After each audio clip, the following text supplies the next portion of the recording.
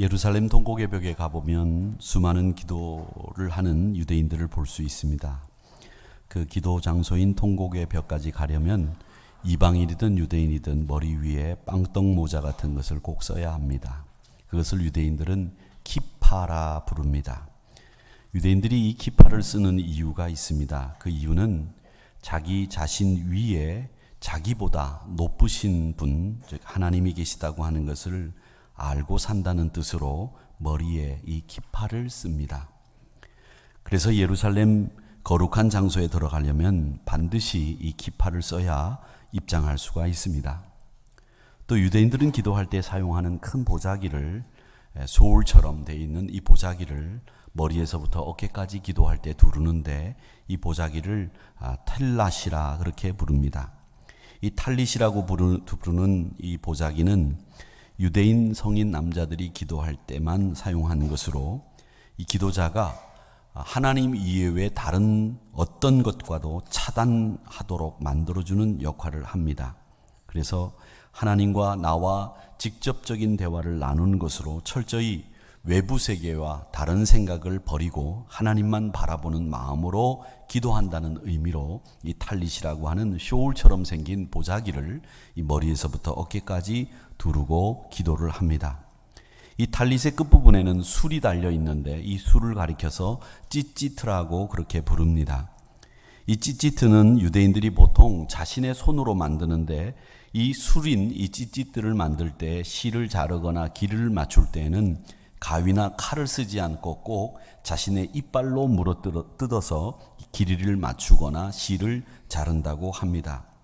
그리고 이 찌찌들을 만들 때는 7번 감는다든지 혹은 8번 감는 것과 같은 이 숫자를 정확히 지키면서 감고 매듭을 맺습니다. 그 7번과 8번을 매는 이 숫자를 합하게 되면 15라고 하는 숫자가 나오는데 히브리 말의 알파벳에는 다 숫자가 있습니다. 우리나라 자음에는 기역, 니은, 디귿, 리을 이렇게 돼 있으면 기역이 1번, 니은이 2번, 디귿이 3번 이렇게 되듯이 이 히브리 말에도 이 자음별로 숫자를 맞추어 뒀는데 이 7번과 8번을 합해서 15라고 하는 숫자가 나오는데 이 15라고 하는 숫자는 바로 하나님을 상징하는 단어를 구성할 수 있다고 합니다. 그리고 유대인들이 보통 지켜야 되는 율법을 613가지라고 부르는데 놀랍게도 이 찌찌들을 맺는 감는 이 매듭의 숫자를 합하면 총 613번이 되어서 이 613번의 감기를 해야 이 찌찌들을 완성할 수 있다고 하니까 놀라운 일입니다. 그래서 민수기 15장 37절에 보면 이 술이라고 불리우는 이 찌찌트에 관한 계명이 있는데 이 찌찌트를 통해서 우리 성도들에게 하나님 앞에 거룩하게 말씀을 지켜야 된다고 하는 준엄한 명령을 주고 있다는 것을 알 수 있습니다. 또 기도의 복장을 갖추고 유대인들이 통고개벽에서나 기도를 할 때는 몸을 앞뒤로 흔들면서 기도를 하는데 이 앞뒤로 흔드는 이유는 하나님 앞에 가까이 나아가겠습니다. 하나님 말씀해 주시고 제가 하나님 앞에 말씀드립니다 라는 뜻으로 이 몸을 흔들면서 앞뒤로 흔들면서 기도를 한다고 합니다. 제가 유대인들의 기도 관습과 기도 복장에 대해서 말씀을 드리는 이유는 이 기도할 때 그들이 쓰고 있는 치파라든지 또 혹은 슈올 같은 이 찌찌트라든지 이런 탈릿을 우리가 쓰라는 이야기가 아니라 그것을 하는 그분들의 정신, 즉 내 위에 나보다 위대하신 하나님이 계시다. 기도할 때에 다른 어떤 것과도 차단하고 하나님과의 관계만을 추구하며 기도한다. 또 내가 항상 하나님의 계명을 찌찌트를 만들듯이 그렇게 준수하며 하나님 앞에 기도자로 서겠습니다라고 하는 그 정신을 우리도 받아야 되겠고 우리도 수용해야 될 기도자의 정신이라고 생각해서 유대인들의 기도 관습과 복장에 대해서 잠깐 말씀을 드렸습니다. 성경에 나오는 이 기도의 모델이 되는 사람들이 여럿이 있는데 그 중에서 저는 오늘 세 분을 꼽아서 여러분들에게 그분들의 기도의 특징을 말씀드리려고 하는데 제일 먼저 우리가 기도의 사람 그러면 역시 다니엘을 꼽을 수 있습니다. 이스라엘이 멸망할 당시에 바벨론 포로로 끌려가 벨드사살이라고 하는 이름을 얻었던 이 다니엘은 바벨론 왕의 총애를 받던 인물입니다. 다니엘은 신앙에 저촉되지 않는 범위 내에서는 왕에게 충성을 하면서 높은 지위에 올라간 사람으로 알려져 있습니다. 그 높은 지위에 이방인이 올라갔다는 이유만으로 많은 사람들에게 시기와 질투, 시샘을 받고 있었는데, 그런 사람들 가운데에서 이 다니엘을 끌어내리기 위해서 금령을, 왕을 부추겨서 발표하게 만듭니다. 그 금령이라고 하는 내용이 뭐냐면 30일 동안, 즉 한 달 동안 왕 이외에, 존엄하신 왕 이외에 다른 신께 절을 하는 사람들은 죽어 마땅하다라고 하는 금령입니다. 다른 어떤 신도, 다른 어떤 왕도 바벨론 왕 이외에는 경배받을 수 없습니다라고 하는 한 달 동안의 금령이 발표됐습니다. 방백들의 총리로 있는 이 다니엘이 바벨론 총리로 있었기 때문에 이 금령이 어떤 내용인지 모를 리가 없었을 겁니다. 예나 지금이나 정보가 생명이신 이 통치자들이 이 금령의 내용을 모른다는 것은 말이 안 되는 얘기죠. 그런데 이 다니엘은 그 금령이 있음에도 불구하고 여느 때와 마찬가지로 예루살렘을 향해서 창문을 열고 하루에 3번 기도했습니다. 그 기도의 내용이 뭐냐?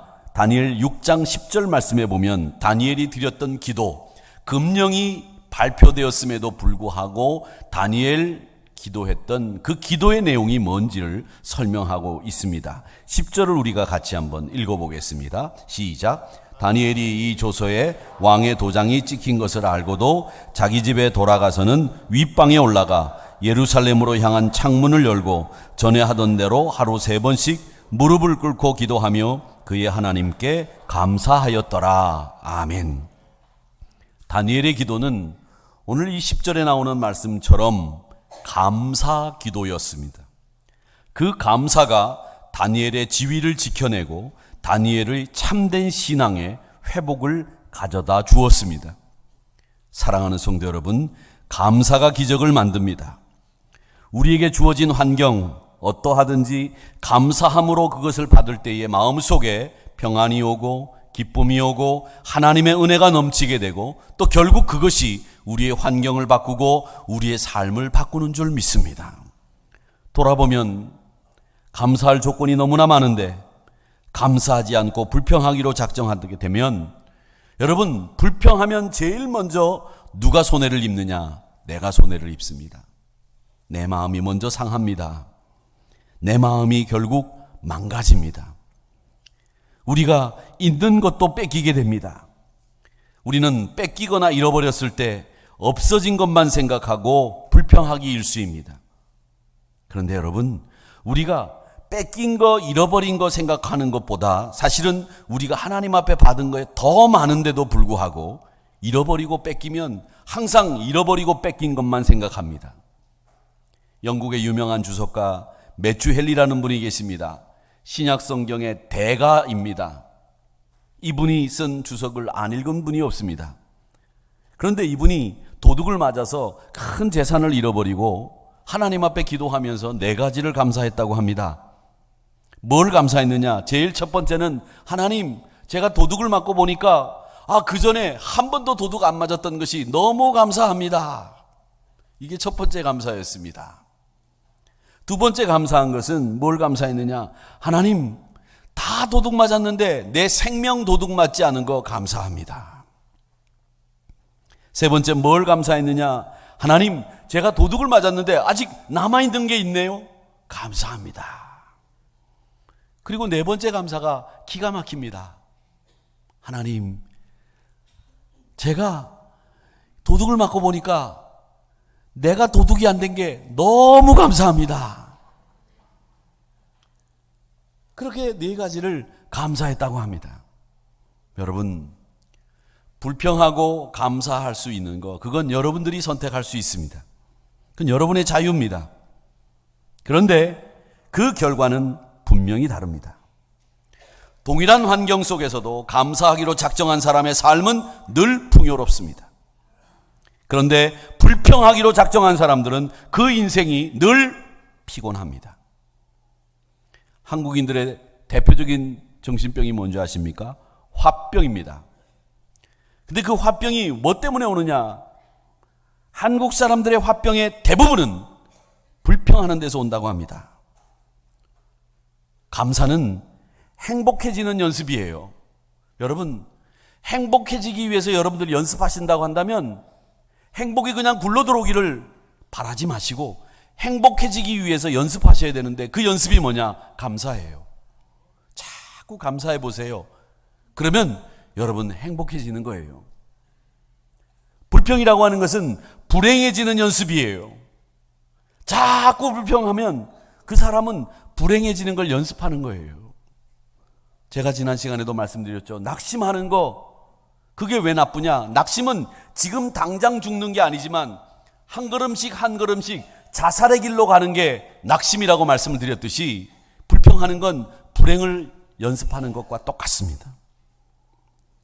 사랑하는 성도 여러분, 다니엘이 하나님 앞에 기도할 때 감사 기도를 드리자 그는 사자굴에서도 풀무불에서도 살아남는 기적을 경험하신 겁니다. 유명한 부흥 강사 스펄전 목사님이 이런 이야기를 했습니다. 별빛을 주신 하나님 앞에 감사하니까 하나님이 달빛을 주시고, 달빛을 주신 하나님 앞에 감사하니까 햇빛을 주시고, 햇빛을 주신 하나님 앞에 감사하니까 내 마음의 빛과 영혼의 빛을 주셨다. 감사했습니다. 사랑하는 성도 여러분, 다니엘의 기도는 감사 기도입니다. 제가 기도선을 알려드렸습니다. 기도선, 찬양과 감사, 간구, 중보, 자복과 회개, 이런 5가지의 기도 제목을 통해서 우리가 완벽한 기도를 만들 수 있다고 말씀을 드렸는데, 사랑하는 성도 여러분, 그 가운데 감사와 찬양이 제일 우선순위에 있는 이유가 뭡니까? 이 감사가, 찬양이 우리 기도의 가장 중요한 테마가 되어야 된다고 하는 것을 우리 하나님은 우리에게 가르쳐 주신 겁니다. 감사 기도를 통해서 사랑하는 성도 여러분, 다니엘과 같은 금령 앞에서도 용기 있게 기도할 수 있는 여러분들이 되시기를 주의 이름으로 축원합니다. 두 번째 사람은 모세입니다. 이 모세는 신명기 32장에서 이스라엘 총회를 향해서 노래의 말씀으로 하나님 앞에 올려드린 기도를 지금 하고 있습니다. 이 내용이라고 하는 것은 어떤 내용이냐면 이런 내용이에요. 하나님, 우리들이 시내산에서 10계명을 받았습니다. 그 10계명을 받았는데 그 10계명을 다시 한번 갱신하고 다시 한번 기억하고 다시 한번 굳게 지킬 것을 맹세합니다. 이스라엘 총회야, 들어라. 너희들이 이 말씀을 들어야 된다. 이렇게 하신 말씀이 신명기 32장의 내용입니다. 근데 이 기도 내용을 보면 2가지의 내용이 나옵니다. 하나는 뭐냐? 하나님이 우리를 어떻게 키우셨는지, 하나님이 우리를 어떻게 세우셨는지 그 내용이 기록되어 있습니다. 8절과 9절을 우리 같이 한번 읽어보겠습니다. 시작. 지극히 높으신 자가 민족들에게 기업을 주실 때에, 인종을 나누실 때에 이스라엘 자손의 수요대로 백성의 경계를 정하셨도다. 여호와의 분깃은 자기 백성이라. 야곱은 그가 택하신 기업이로다. 아멘. 여러분, 이 기도 제목을 통해서 우리가 배우는 것이 있습니다. 그것이 뭐냐? 어려운 환난을 주시더라도 그 11절의 말씀처럼 독수리가 보금자리를 어지럽게 만드는 이유가 있습니다. 새끼를 절벽에서 밀어내는 이유가 있습니다. 이유는 뭐냐? 그들을 양육하고 세우기 위해서 보금자리를 흐트러뜨리고 절벽에서 밀어내는 겁니다. 그러나 그 절벽에서 밀어내고 보금자리를 흩트는 것으로 끝나는 것이 아니라 하나님께서는 다시 한번 날개를 펴서 새끼를 받고 그걸 얻는 것과 같은 우리를 세우시고 양육하시는 하나님이시다라고 하는 것을 우리에게 이야기하고 있습니다. 모세의 기도를 통해서 사랑하는 성도 여러분, 기도하실 때마다 우리를 세우신 하나님, 우리를 환난 가운데 정금같이 나오도록 만드신 하나님을 기억하시면서 하나님을 가까이 하는, 하나님과 친밀함을 더하는 기도자가 되시기를 축원합니다. 우리가 기도할 때 답답해서 기도하죠. 간절해서 기도하죠.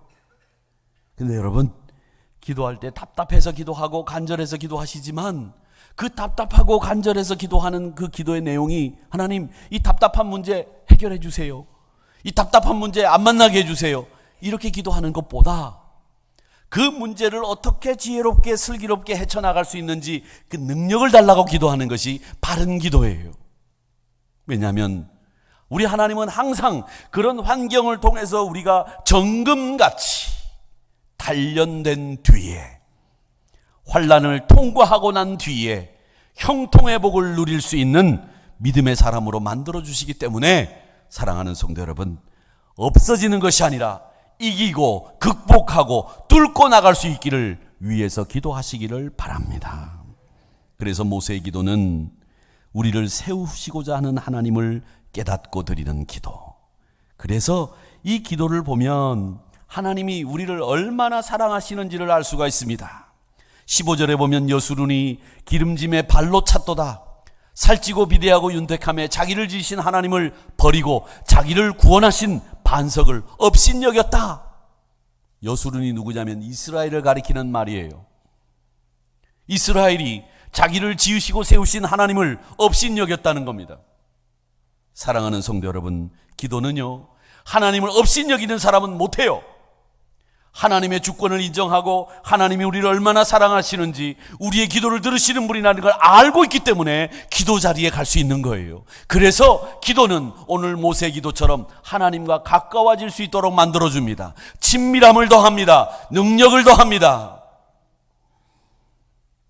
어떤 사람들은 한 지붕 밑에 살아도 남남처럼 사는 사람들이 있답니다.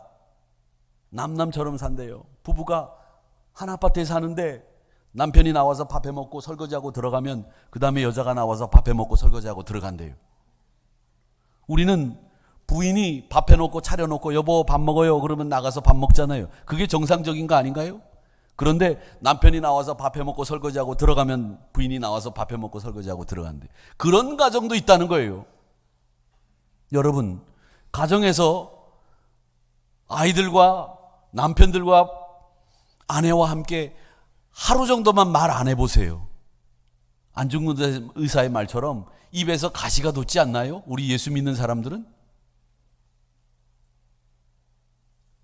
분위기가 썰렁한데. 이웃에 살아도 친형제처럼 사는 사람들이 있어요. 멀리 살아도 우리가 그분을 위해서 기도하면 영적으로 교류가 일어나는 걸 느끼는 사람들이 있어요. 그러니까 여러분, 이 기도라고 하는 것은 하나님과 기도를 하는 순간에 하나님과 가까워져요. 하나님과 친밀해진단 말이죠. 모세의 기도가 그걸 말씀하시고 있습니다. 이사야서 58장 9절의 말씀입니다. 네가 부르면 나 여호와가 응답하겠다. 네가 부르짖을 때 내가 여기 있다 하겠다. 그게 이사야서 58장 9절의 말씀입니다. 쉽게 얘기하면 네가 부르면 내가 꼭 응답한다. 네가 나를 부르짖으면 내가 여기 있다 말씀하겠다. 일부 예배 때는 제가 이렇게 얘기했습니다. 네가 부를 때 내 하나님 나 여호와가 대답을 하겠고 네가 부르짖을 때 내가 여기 있겠다 하리라. 까꿍.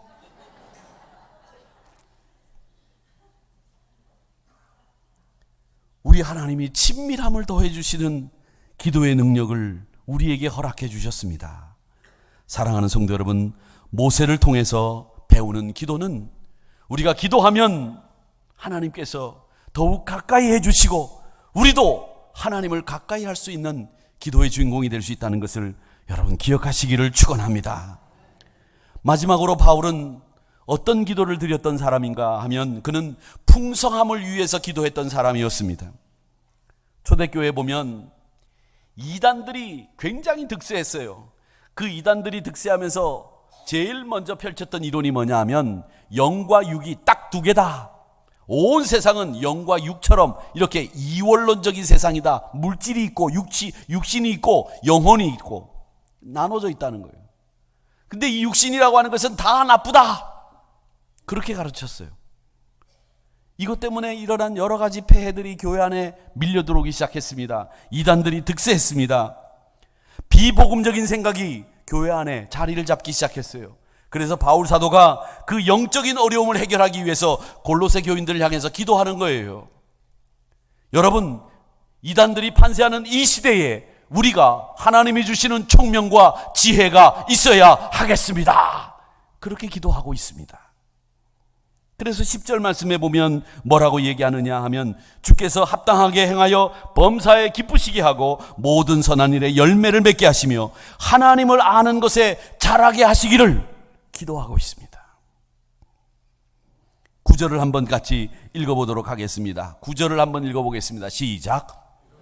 우리도 듣던 날부터 너희를 위하여 기도하기를 그치지 아니하고 구하노니 너희로 하여금 모든 신령한 지혜와 총명의 하나님의 뜻을 아는 것으로 채우게 하시고. 사도 바울이 기도한 게 바로 그겁니다. 여러분, 서로를 위해서 기도하실 때에 신령한 지혜와 총명을 소유하도록 기도하시기를 축원합니다.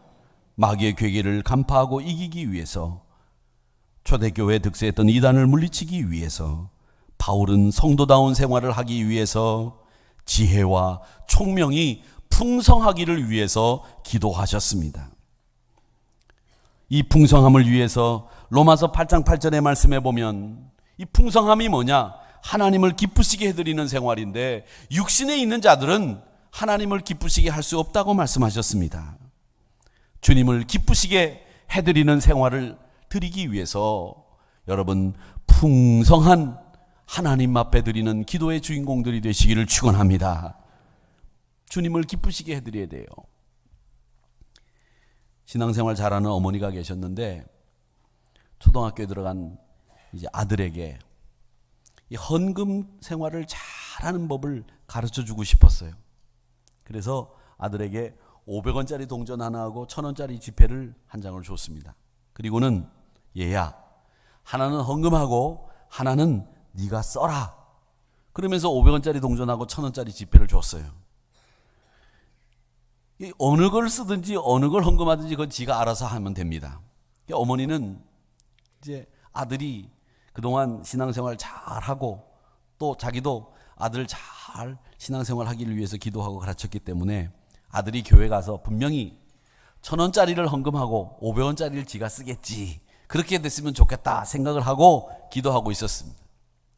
아들이 교회를 갔다 와서 이제 엄마 앞에 왔어요. 엄마가 물어봅니다. 아들, 네, 헌금 어떻게 했니? 예, 엄마, 제가 원래 교회 가면서 엄마가 500원짜리하고 1000원짜리를 주셨는데 제가 마음속에 1000원짜리 지폐를 헌금하려고 했어요. 근데 목사님이 설교를 하시면서 헌금을 할 때는 기쁜 마음으로 헌금을 해야 됩니다, 이렇게 설교를 하시는 거예요. 근데 제 마음속에는 500원짜리를 드리는 게 훨씬 더 기쁜 마음인 것 같아서 500원짜리를 헌금했습니다. 그랬다는 거예요. 여러분, 웃을 얘기가 아니에요. 사실은 웃을 얘기가 아니에요. 내 마음이 기쁜 대로 헌금을 해야 되는데, 내 마음이 기쁜 건 500원짜리를 헌금하는 것이 기쁜 것처럼 보이지만, 사실은 기쁜 마음으로 헌금하라는 말은 하나님이 기쁘시게 할 수 있는 헌금을 드려라, 이런 뜻이에요. 사실은 나만 기뻐서 되는 게 아니고 하나님이 기뻐하시는 예물을 드려야 되는 거죠. 그건 많고 적음이 아니에요. 여러분, 하나님 앞에 헌금 드릴 때 내 마음에 합당한 거, 기뻐하는 거, 이게 중요한 게 아니라 하나님이 이 예물을 드렸을 때 내 온전한 것을 드린다고 생각하고 하나님이 받으실 때 기뻐하실까, 이걸 생각하면서 드리는 거에 맞는 거죠. 레위기 22장 23절의 말씀에 보면 이렇게 되어 있습니다. 너희가 여호와께 감사제물을 드리려거든